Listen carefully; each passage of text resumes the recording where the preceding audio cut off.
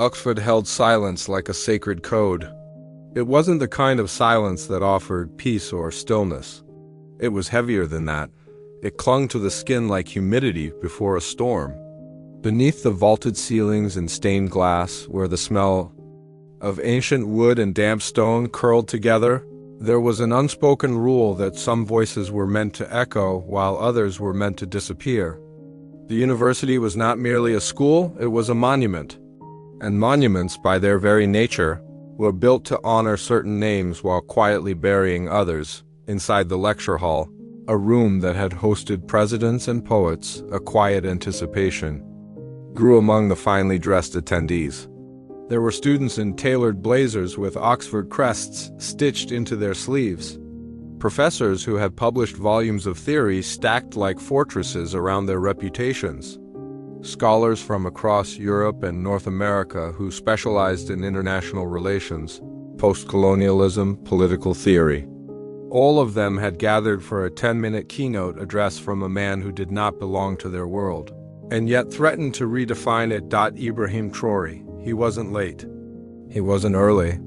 He arrived with the stillness of someone who understood what it meant to walk into rooms not built for his presence. He wore no suit. Just a simple linen tunic, hands relaxed, eyes alert. The air shifted when he entered. Not because of grandeur or spectacle, but because of gravity. Because even silence bends toward truth when it walks into a room. At the back of the hall sat Professor Alistair Cromwell, whose very name carried academic weight like a cathedral bell. He had taught at Oxford for over 30 years. His textbooks were required reading in political science courses across 3 continents. He had written eloquently about the African continent from his desk in London, defining it with precision and distance. He had never lived there. He had visited only twice. But that had never stopped him from interpreting its revolutions, its rebellions, its grief. To him, Africa was a concept, a region, a case study. And on this day, he expected a young populist leader to walk in and confirm what he already believed. Ibrahim would offer passion, but not precision. Fire, but no foundation. A man carried by momentum, not method. Alistair had seen men like him before. At least that's what he told himself, but when Ibrahim reached the front of the room, he didn't perform, he didn't posture. He stood still, his eyes tracing each corner of the space, posing on faces the way one studies a map before choosing where to begin the journey. Then, with a voice that was neither loud nor strained, he spoke. I did not come here to be heard. I came here to be remembered.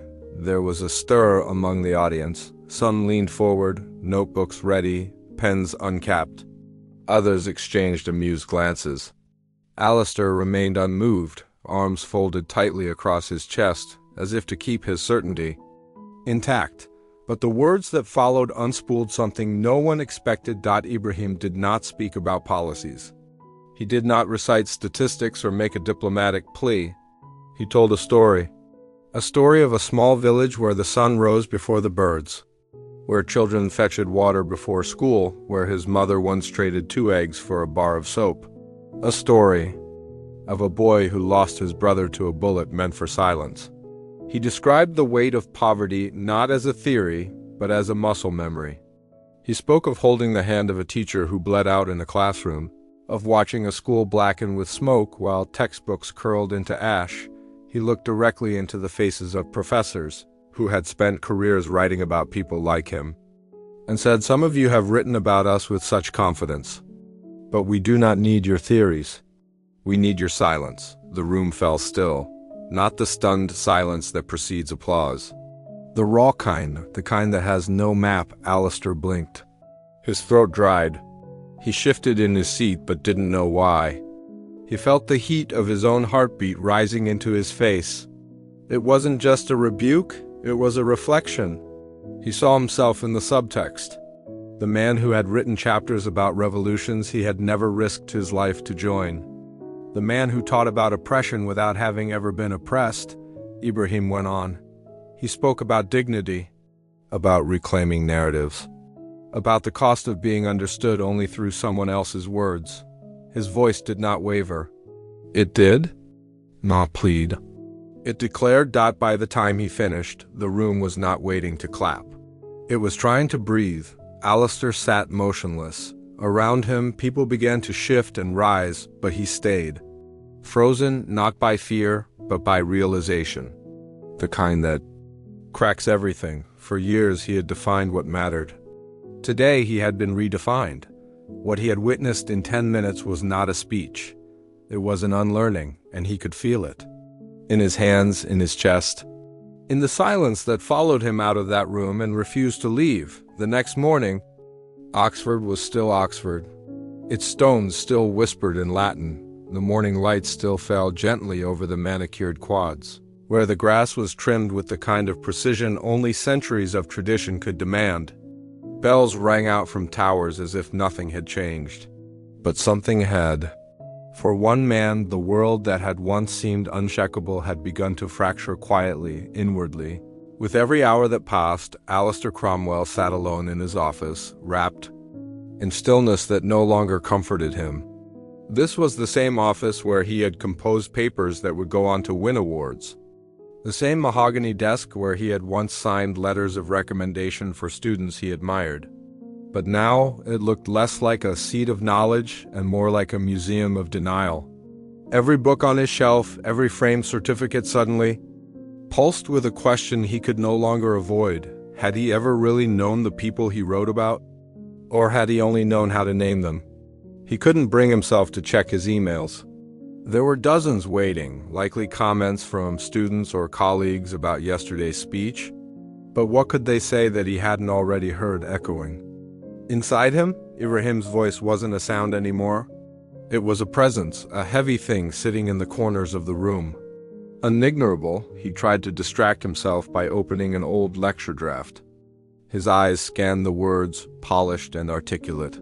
He had written about economic instability, civil unrest, democratic fragility.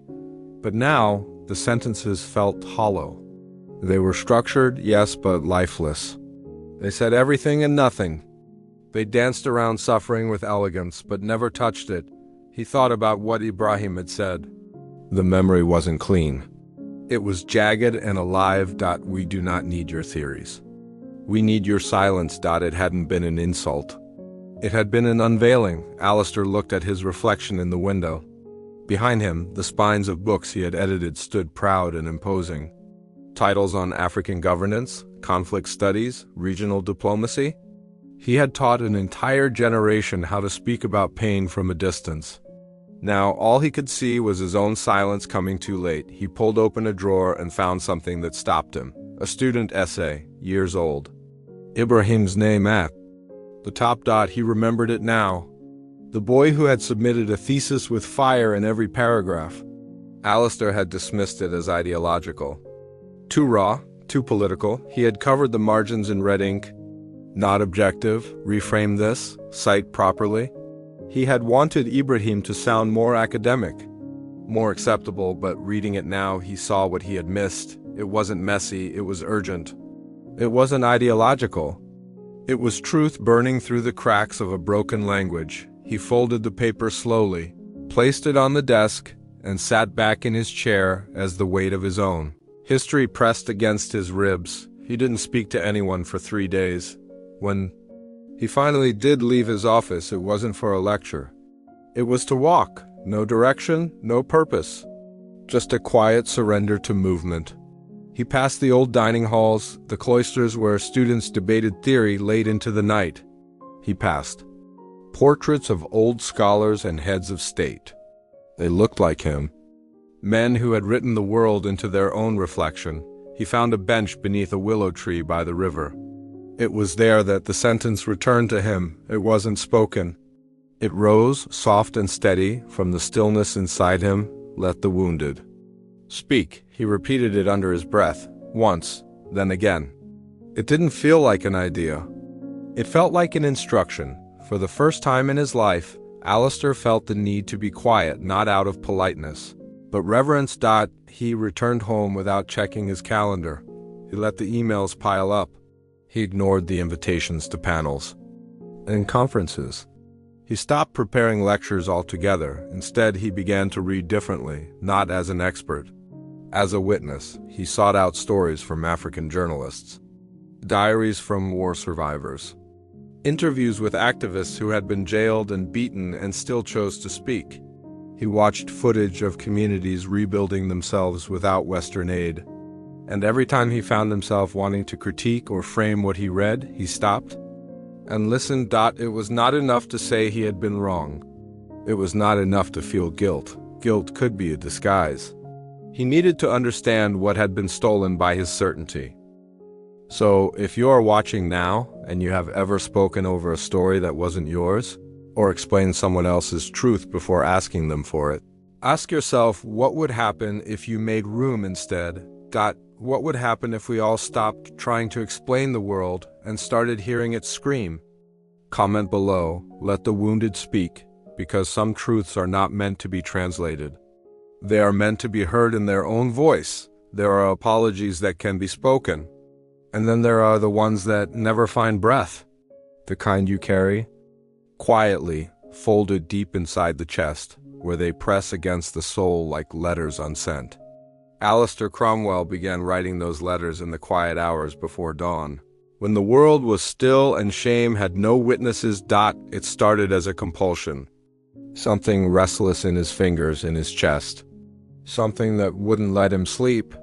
So he sat at the desk in his study, the same desk where he had once built arguments like scaffolding around his ego, and began writing. Dear Mamadou. That was how the first letter began. Mamadou was a name he barely remembered, a child in a photograph attached to a grant proposal many years ago. The photo had shown a young boy, barefoot, standing outside the ruins of a school. There was a cracked chalkboard behind him and rubble at his feet. His eyes stared straight into the camera, not with sadness, but with a kind of stunned expectation.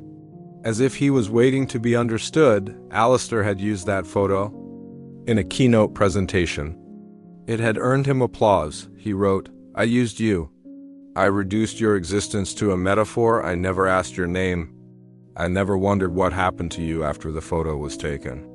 I turned your pain into something useful for me. And for that, I am sorry." He folded the page and placed it in an envelope he did not seal. Then he wrote another and another. None of them addressed to people he actually knew.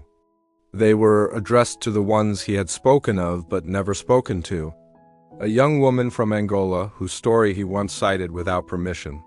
A teacher who died during a protest in Zimbabwe, mentioned in passing in a chapter on civil resistance. A boy named Kasi who was described in one of his lectures as an example of post-conflict trauma, but who had never been given the dignity of a voice. Alistair wrote to them as if they were still alive. As if the act of naming them now, with honesty, could undo the erasure. But he knew it couldn't. These weren't letters of redemption. They were rituals of reckoning. He kept them all in a drawer by his bed. He never reread them. He never intended to send them. They were there because some truths needed to be written even if they would never be received. One afternoon, he opened his laptop and found an email forwarded by a former student.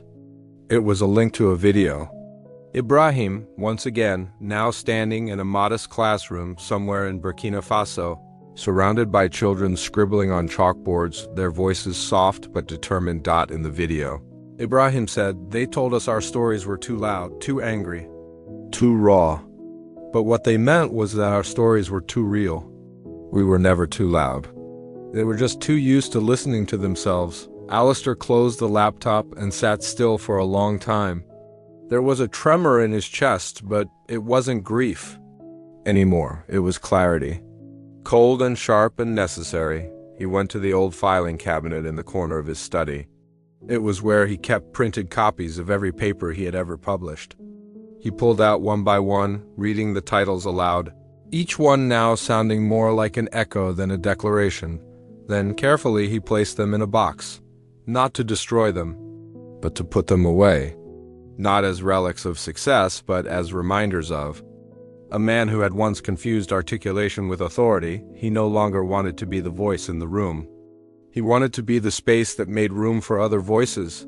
He began to attend public lectures from grassroots organizers. Not as a speaker, but as a listener. He sat in the back, took notes by hand, and never introduced himself. He read African fiction, poetry, essays written from lived experience, stories he had once dismissed as anecdotal. And he felt his understanding shift with each paragraph. It wasn't an identity crisis.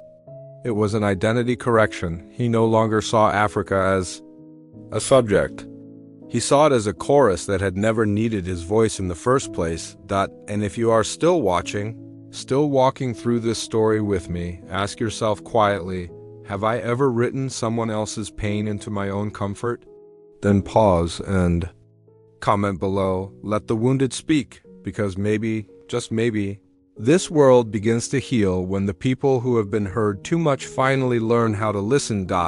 There is a moment in some lives when the foundations begin to crack, not with thunder, but with silence. Not because someone shattered them, but because the person standing on them finally stopped pretending they were whole. For Alistair Cromwell, that moment didn't come in the form of confrontation. It came slowly, softly, like water seeping through a wall. It came as unlearning. He had spent decades constructing his intellectual cathedral, brick by brick, lecture by lecture. A carefully arranged structure of quotes, statistics, analysis, and elegant theories. He had been praised for his neutrality, admired for his precision. But now, neutrality felt like cowardice. Precision felt like distance. And every brick of knowledge he had once been proud of began to feel like a wall built to keep real voices out. He no longer stood in front of classrooms. He could not. The idea of returning to the podium made his stomach churn. Instead, he stayed. In the quiet places, the corners of libraries, the back rows of student forums.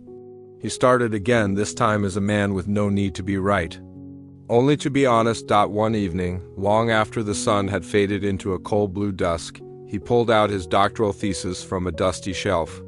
It had won him his first university appointment. It had been celebrated as groundbreaking.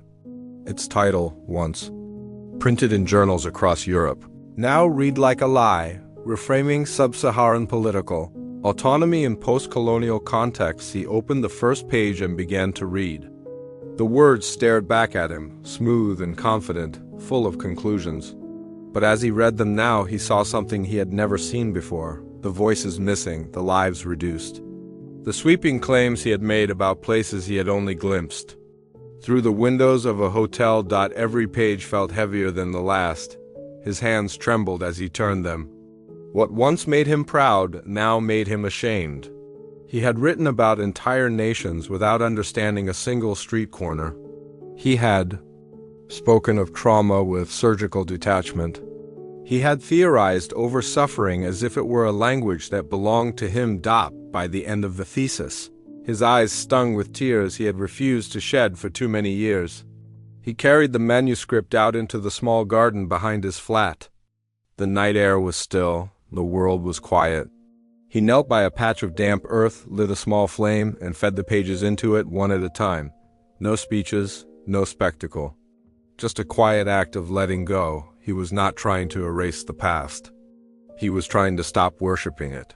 That night, for the first time in his life, he slept without dreams. In the weeks that followed, he began to rebuild, but not himself. The world around him. He walked into spaces he would have once ignored. Community centers. Bookshops filled with stories he had never bothered to read. Lecture halls led by young African scholars who spoke with fire in their voice and truth on their tongues. At one such lecture, he sat in the back of a dimly lit room, watching a doctoral candidate from Nigeria dismantle the frameworks he had once built. She was precise, unapologetic, and brilliant. She challenged not only the content, but the structure of the field itself. When the presentation ended, the room erupted in applause. Alistair stayed seated. He waited until the crowd thinned. Out then approached her. Thank you, he said quietly. Not as a scholar. As a student, she smiled politely, not recognizing him. And he didn't offer his name. He didn't need to be known anymore. Only honest. At home, he removed every framed certificate from his study walls. In their place, he pinned quotes from the stories he now read nightly. Passages from prison letters, lines of poetry from resistance fighters, testimonies from women who had built schools out of ruins. One of them, written in charcoal across torn cardboard, read, "I do not need your help. I need you to get out of the way." He read it every morning. He no longer saw his role as a speaker. He saw it as a gatekeeper learning how to open the gate. Or better yet, step away from it altogether. And if you are still watching, still breathing. With this story, ask yourself, what would happen if we gave up being the expert and started being the student again? Say it again. Share it if you dare. Let the wounded speak, because power does not always need to be passed down. Sometimes it just needs to be stepped aside. Years had passed, but time, Alistair Cromwell had come to understand, did not heal everything.